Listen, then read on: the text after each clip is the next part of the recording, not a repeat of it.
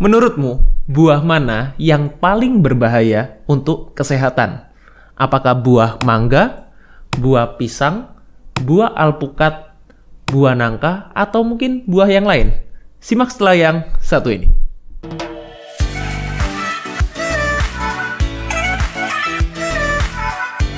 Oke, jadi sebelum masuk ke materinya, saya akan intro dulu, saya perkenalkan dulu yang ada di meja ini.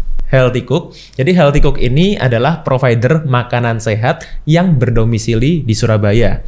Jadi ada cateringnya, juga ada cemilan-cemilan sehatnya juga. Spesialisasinya Healthy Cook ini adalah personalized healthy catering.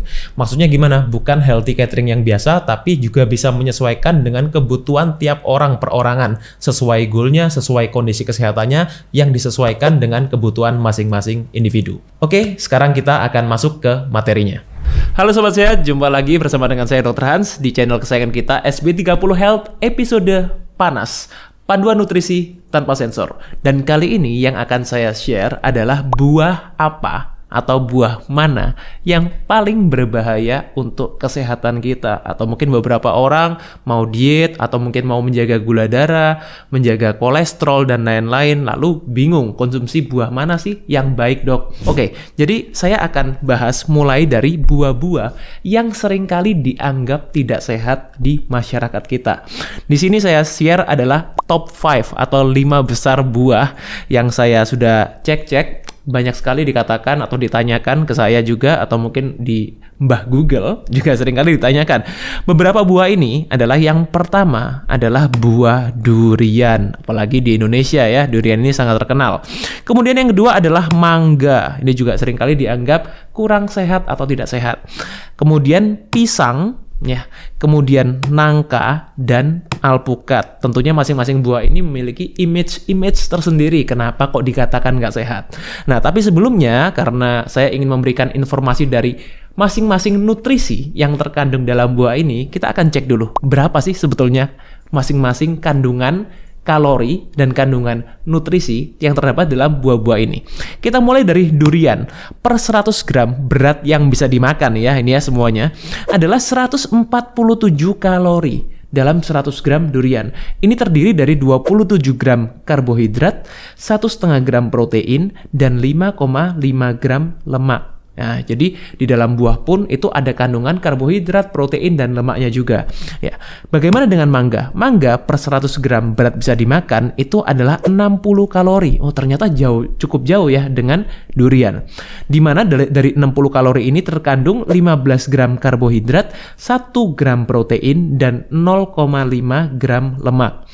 Gimana dok dengan pisang? Pisang per 100 gram berat bisa dimakan, bukan per buah ya, per 100 gram berat bisa dimakan. Kandungan kalorinya adalah 89 kalori, di mana terdapat 23 gram karbohidrat, 1 gram protein, dan 0,5 gram lemak. Nangka per 100 gram berat bisa dimakan adalah 95 kalori, terkandung 23 gram karbohidrat, 2 gram protein, dan 0,5 gram lemak. Hampir sama dengan pisang. Gimana dengan alpukat? Ya, yang katanya tinggi banget nih kalorinya, yaitu 160 kalori, bahkan lebih tinggi dari per 100 gram durian. Nah, di dalam alpukat itu terkandung 8,5 gram karbohidrat, 2 gram protein, dan 15 gram lemak. Kenapa kok ini penting? Nah, karena ini akan kita bahas ya. Akan kita bahas kenapa kok saya breakdown, kenapa kok saya kasih tahu komposisinya ini apa aja. Karena seringkali yang menyebabkan buah-buah ini dikatakan tidak sehat, yang pertama karena apa? Karena kalorinya. Kalorinya tinggi dok. Oh, berarti cari buah-buah yang kalorinya rendah. Bukankah begitu yang selama ini kita cari kalau kita bicara mengenai buah yang sehat, buah yang nggak sehat? Yang kedua, yang seringkali membuat tidak sehat, image-nya adalah kandungan lemaknya. Nah, itu tadi kenapa beberapa buah, terutama yang paling tinggi tadi adalah buah alpukat, itu dikatakan nggak sehat nih. Meskipun ada beberapa yang bilang lemak baik. Ada juga yang bilang, ya sama aja, yang penting lemak, tinggi kalori, itu yang bikin nggak sehat. Begitu juga dengan durian, yang kandungan lemaknya juga relatif lebih tinggi dibandingkan buah-buah yang lain. Kemudian ada juga yang menyebutkan bahwa nggak sehat itu karena kandungan gulanya yang manis, gulanya yang tinggi. Nah, gula yang tinggi ini memang seringkali identik dengan rasa manis yang dikatakan orang. Jadi ada beberapa orang bilang makan buah asal nggak manis nggak apa-apa karena kandungan gulanya rendah. Apakah benar pasti seperti itu? Apakah kandungan gula yang tinggi ini selalu memberikan rasa manis? Ataukah buah yang nggak manis itu pasti gulanya nggak tinggi? Nah, mungkin akan saya bahas di video yang lain ya mengenai ini karena ini akan lebih detail pembahasannya.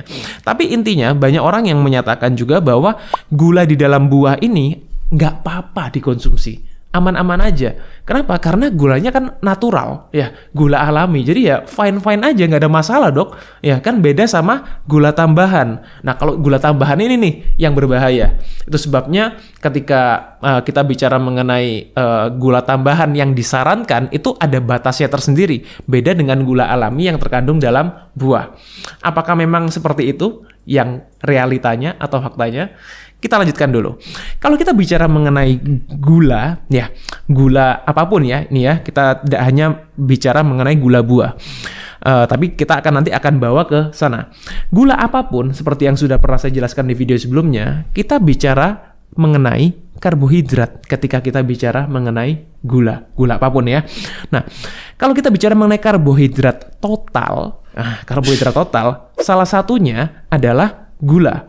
Nah, karbohidrat total ini apa aja sih yang disebut karbohidrat total? Yang pertama adalah ada net carbs atau karbohidrat net, karbohidrat neto. Kemudian yang kedua adalah fiber atau serat.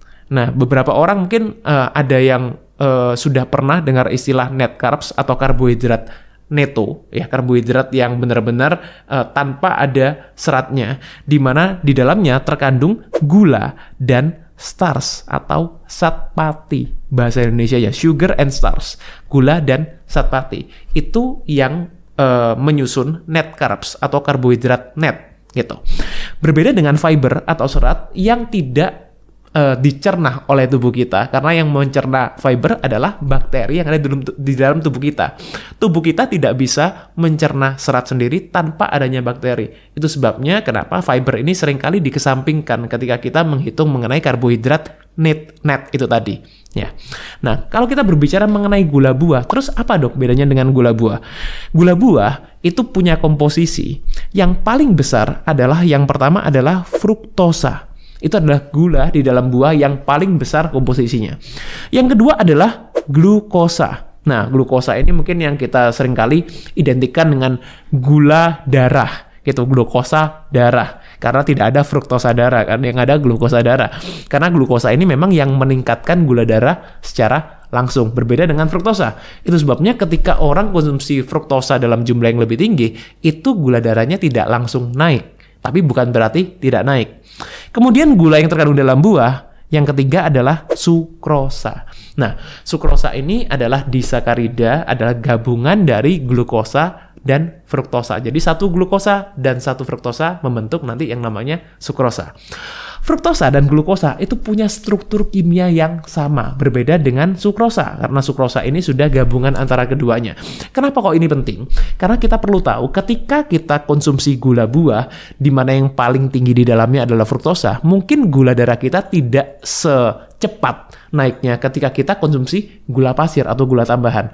Tapi bukan berarti sekali lagi ini tidak naik gula darahnya ketika kita nanti untuk jangka panjangnya. Kenapa kok bisa seperti itu? Karena fruktosa itu hanya bisa dimetabolisme di liver. Dan ini nanti yang akan menyebabkan ke resistensi insulin. Jadi ketika kita bicara mengenai fruktosa atau gula yang terkandung paling banyak dalam buah, ini bukan berarti ini aman untuk orang diabetes. Ya, meskipun dalam arti glukosa itu yang meningkatkan gula darah secara langsung, tapi fruktosa pun nanti juga akan meningkatkan gula darah, bahkan untuk efek jangka panjangnya ini lebih parah daripada glukosa untuk efek ke resistensi insulinnya. Nah, lalu apa dok terus bedanya kalau kita konsumsi gula buah, gula alami tadi dengan gula tambahan? Bedanya apa sih? Ada bedanya nggak? Ada, tetap ada bedanya. Bedanya apa? Yang pertama, di dalam buah kita otomatis kita tidak hanya mengkonsumsi gulanya saja, kita mendapatkan fibernya. Nah, fiber ini tiap buah juga berbeda-beda. Ada buah yang kandungan fibernya lebih tinggi, ada yang lebih rendah, ya tergantung dari jenis buahnya. Kemudian, apalagi yang kita dapatkan selain fiber? Sebetulnya ini yang lebih penting. Kita dapatkan juga vitamin dan mineral. vitamin A, vitamin B, vitamin C, ya. Kemudian mineralnya juga kalium, kemudian fosfor dan lain-lain, ya. Jadi itu adalah beberapa manfaat yang kita dapatkan dari buah selain kita dapatkan gulanya, rasa manisnya itu tadi, ya, yang bikin kita mungkin lebih nyaman konsumsinya. Nah, tapi jangan lupa, ketika kita makan buah ini, kita juga punya konsekuensi, terutama buah-buah yang tadi ya, buah-buah yang punya kandungan karbohidrat tinggi, itu kita juga akan mengkonsumsi bersama dengan gulanya. Nah, sekarang kita tinggal lihat aja rasionya, perbandingannya, mana yang lebih besar antara gulanya dengan manfaat ini tadi. Ya, itu. Misal, ya, ini misal ya, kita ambil salah satu contohnya. 100 gram pisang tadi, itu punya kandungan karbohidrat 23 gram karbohidratnya. Nah, kita berbicara mengenai rasionya.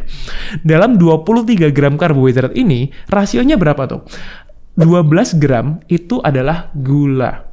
Nah, 2,5 gram itu adalah kandungan seratnya. Nah, dari sini kita bisa lihat nih, ini perbandingannya 1:6, kurang lebih ya, rasionya. Jadi kalau kita bicara, oh, buah itu seratnya tinggi, ternyata antara rasio serat dan gulanya, ya, ini belum patinya ya, belum kandungan zat patinya, ini hanya gulanya aja.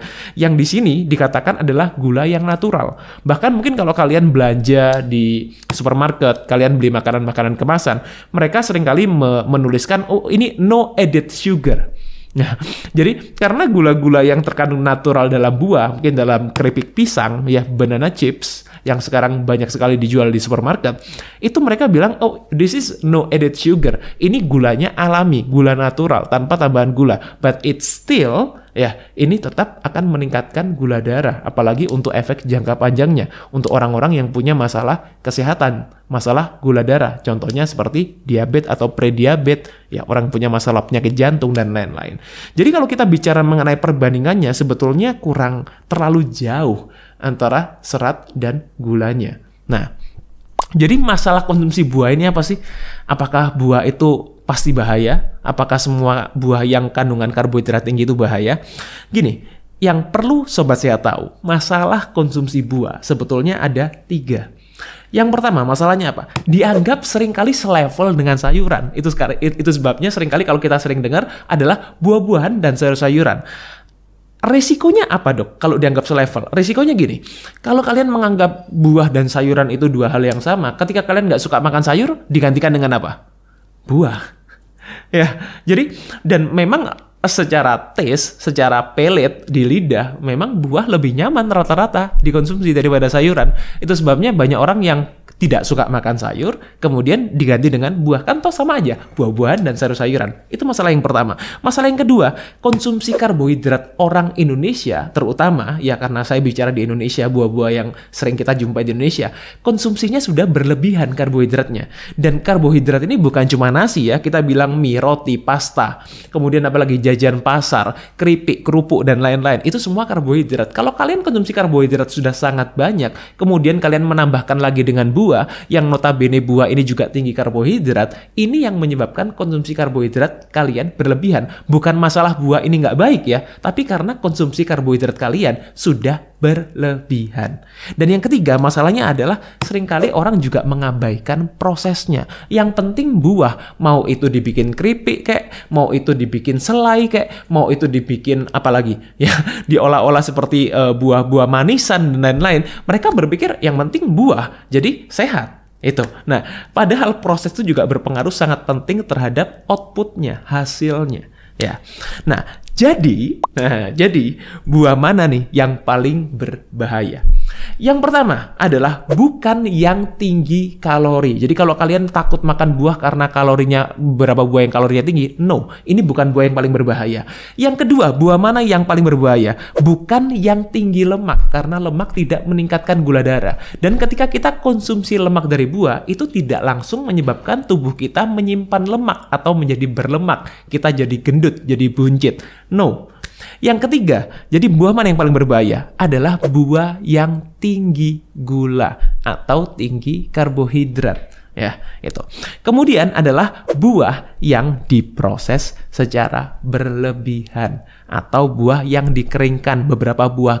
Banyak buah kering itu juga yang sangat tinggi gula karena kandungan airnya diambil sehingga yang tersisa adalah kandungan gulanya yang paling tinggi. Jadi itu adalah buah yang paling berbahaya.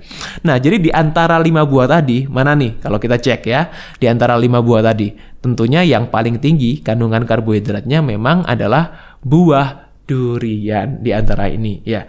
Tapi sekarang pertanyaannya, apakah memang jadi nggak boleh dong konsumsi durian atau konsumsi buah-buah yang tinggi karbohidrat? Jawabannya boleh. Nah, kok gitu? Kok aneh? Nah, saya kasih tahu. Karena buah itu hanya salah satu dari jenis karbohidrat. Artinya apa? Tergantung pola makan kalian. Kalau pola makan kalian memang sudah memperhatikan asupan karbohidrat, ya boleh-boleh aja mau konsumsi durian. Apalagi kalau konsumsinya mungkin ya sebulan sekali atau 2 bulan sekali, hanya pada waktu musim-musim tertentu. Boleh nggak? Ya boleh-boleh aja, nggak ada masalah. Nggak ada masalah konsumsi mau durian, mau dalam arti kita jenis durian apapun, silahkan selama kalian sudah memperhatikan pola makannya. Yang kedua, tergantung dari level aktivitasnya. Tentunya ada bedanya antara kaum rebahan dengan orang yang aktif, dengan orang yang suka olahraga, ya itu akan juga menentukan bagaimana tubuh kita merespon apa yang kita konsumsi, termasuk buah-buahan, termasuk durian tadi atau buah-buah yang kesukaan kalian yang lain. Dan yang ketiga adalah yang paling penting, ini adalah tergantung dari kondisi kesehatan.